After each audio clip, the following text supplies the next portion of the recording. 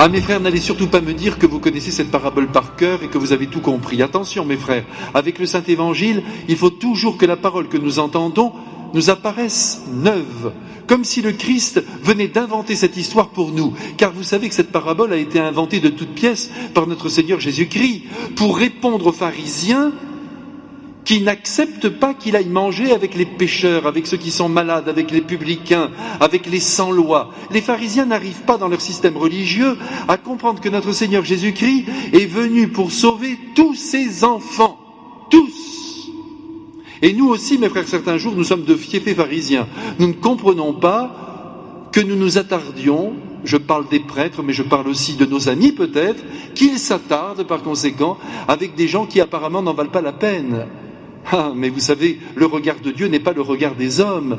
Et aujourd'hui, je vous assure que cette parabole est d'une importance capitale, alors que nous allons franchir la 3e semaine de carême. Il est temps que nous allions à l'essentiel. Si nous ne mangeons pas de viande le vendredi, c'est parfait, parfait, parfait. C'est exigé de l'Église, mais Jésus veut que nous allions plus loin. Et que nous ayons le regard du Père Céleste sur le monde, sur cette multitude d'enfants. Encore aujourd'hui, vous savez, en passant dans les rues de Marseille, en allant acheter mon journal, je regardais tous ces gens qui ont l'air dans une autonomie totale et je me disais, mais comment notre Seigneur va pouvoir les rejoindre de tout son amour? Car c'est le rêve du Père Céleste de rejoindre chacun de ses enfants. On a l'impression que le monde continue comme si Dieu n'existait pas. D'abord, attention mes frères, ne portons pas de jugement parce que nous ne pouvons pas pénétrer dans la conscience humaine. Et il se peut très bien que beaucoup de ces personnes qui nous semblent très éloignées de Dieu, en vérité en sont très proches. Mais il y a aussi quand même des gens qui sont coupés, ça il n'y a pas de doute. Il n'y a qu'à lire les journaux pour se rendre compte que quand même le catholicisme est visé et qu'il y a donc toute une bande de personnes qui entretiennent une haine très forte contre la foi. Pourquoi? C'est difficile à comprendre. Il y a un lavage de cerveau, c'est sûr, et puis il y a aussi cette fameuse impression que Dieu empêche la liberté de l'homme de s'exercer. Dieu est là pour contrôler notre vie sur chaque instant qui passe. Oh que c'est faux! Dieu nous laisse libres, au contraire, il dilate notre liberté. Mais le monde croit que dès qu'on adhère à la foi, c'est terminé, on est jugulé. C'est terrible, il faut faire basculer ces a priori dans le vide. Il faut les balancer à la mer, voilà ce qu'il faut faire. On va y arriver, mes frères, mais grâce à notre présence aimante. Car, laissez-moi vous dire, mes frères, tout simplement, à travers cette parabole que nous venons d'entendre, que ce matin, 2 grandes vérités nous ont été données. La première, c'est que ce jeune garçon, ce fils, qui a demandé sa part d'héritage, c'est pas très sympathique ça, et qui quelques jours après a médité son coup, il est parti avec son petit pactole et il est allé tout dépenser, comme un imbécile d'ailleurs, mais enfin c'est pas grave, c'est la jeunesse, on a tous été jeunes, on sait ce que c'est que cette histoire. Tout d'un coup justement, on croit en la liberté, et alors on part et on fait n'importe quoi. Ce n'est jamais perdu, voilà ce qu'il faut se dire, voilà la vérité que nous découvrons aujourd'hui, c'est que personne n'est vraiment perdu. Tout au plus, chacun peut s'égarer, et vous comme moi, nous nous sommes égarés certains jours, et nous continuons encore, malgré la belle idée que nous avons de nous. Parce qu'il y a des jours, n'est-ce pas mes frères, où on envoie valser notre Seigneur Jésus-Christ, et oui, du moins sa sagesse, et où on se replie, on se coupe des autres, on ne veut plus les aimer. On pense que le moment est venu pour nous de vivre du temps, pour nous, comme on dit. On se coupe de l'Évangile, on est perdu. On n'a peut-être pas dépensé son argent avec des filles, mais on fait peut-être plus grave. Parce qu'avec la connaissance que nous avons de Dieu, dites-vous que lorsque nous péchons davantage que ceux qui ne le connaissent pas. Eh bien, ce petit enfant qui s'est perdu aujourd'hui, ce fils, je dis petit enfant parce que même quand on a 20 ans, on reste un bébé. Aristote disait qu'avant 40 ans, on ne comprenait rien. Il n'a pas tort. Il disait, ne parlez pas de morale aux gens qui ont moins de 40 ans, qui fassent des mathématiques. C'était la manière grecque d'envisager les choses. Et c'est vrai, mes frères, que nous sommes souvent rebelles. Et puis, après 40 ans, peut-être, et puis peut-être qu'il faudrait pousser encore cette date, on finit par comprendre les bons chemins capables de nous rendre heureux. En tout cas, je vous le dis avec beaucoup de force, au nom de Jésus-Christ aujourd'hui, à cette chair bénite, je vous dis très simplement que personne n'est jamais totalement perdu aux yeux de Dieu. Et que ce garçon nous représente tous, Donc nous n'avons rien à craindre, d'autant plus que sur la route, comme vous l'avez vu, il y a un être qui pleure, c'est son Père. Et ce Père, vous le savez, il représente le Père Céleste. Il pleure tous les jours, il guette son enfant. C'est pas beau ça, mes frères, quand on y pense. Au lieu d'imaginer notre Dieu qui est là et qui a froid, si vous voulez, nous juge. Là tu vas bien, là tu ne vas pas bien, là tu es parfait, là tu es imparfait. Mais enfin, quel est ce Dieu, mes frères? C'est tout sauf un Dieu chrétien. Il n'a rien à voir avec ce que notre Seigneur Jésus-Christ nous enseigne. Si vous voulez savoir qui est Dieu, il faut écouter Jésus. Et aujourd'hui, il nous a dit qui il était.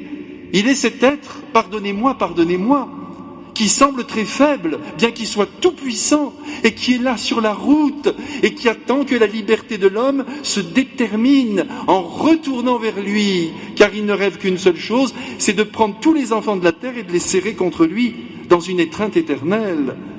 Ici-bas, nous mettons notre bonheur en jeu lorsque nous nous éloignons de Dieu, et puis là-haut, ça c'est une autre affaire.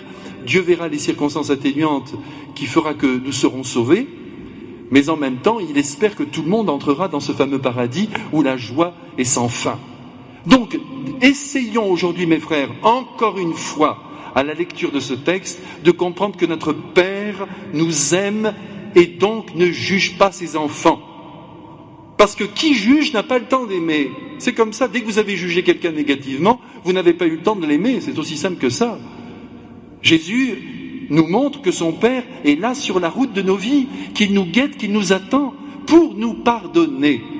Et voyez ce fils qui rêvait maintenant, parce qu'il s'était dit, j'ai quand même combiné quelque chose de grave, qui rêvait de devenir l'ouvrier de son Père, va se retrouver le fils bien-aimé. On va tuer le veau gras pour lui, on va lui donner une robe nuptiale magnifique, un anneau au doigt, il est comblé. Tout ça parce qu'il est revenu vers le Père, c'est tout. Et vous avez vu qu'il n'a même pas eu le temps d'expliquer ce qu'il avait fait. Ça aussi, voyez, la joie du Père passe par-dessus la nomenclature de nos péchés. Bien sûr qu'on ne sera jamais au point, c'est pour ça que ça se passe si vite. Même, vous savez, quand on dit en confession bien comme il faut tous ses péchés, croyez-moi qu'on est à côté de la plaque, on n'a pas dit l'essentiel peut-être. Parce que nous n'avons pas une conscience vraiment affinée de ce qu'est notre âme.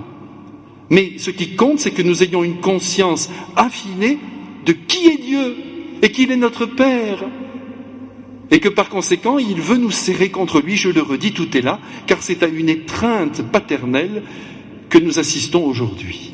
Donc mes frères, aujourd'hui, nous comprenons que même si nous avons fait des fautes graves par le passé, Dieu ne tient pas un carnet où il a marqué 20 décembre 1942, tu as fait ça. Non. Ce qui compte, c'est maintenant. Et dès l'instant où on retourne vers lui, et vous êtes tous retournés vers lui puisque vous êtes là, dès l'instant où nous sommes tous retournés vers lui, nous trouvons son amour.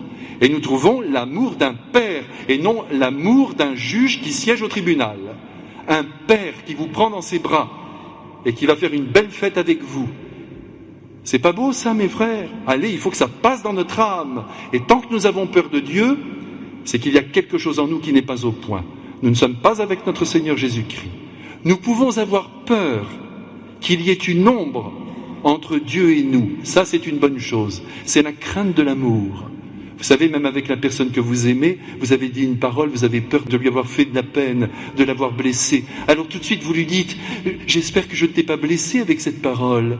Oui, tu m'as blessé. Ben alors pardonne-moi, pardonne-moi. Vous voyez, cette peur de blesser notre Seigneur Jésus-Christ, ça c'est bon, ça c'est une bonne crainte. Mais avoir peur de son jugement, cela signifierait que nous sommes encore dans la vision païenne de Dieu. C'est extrêmement dangereux.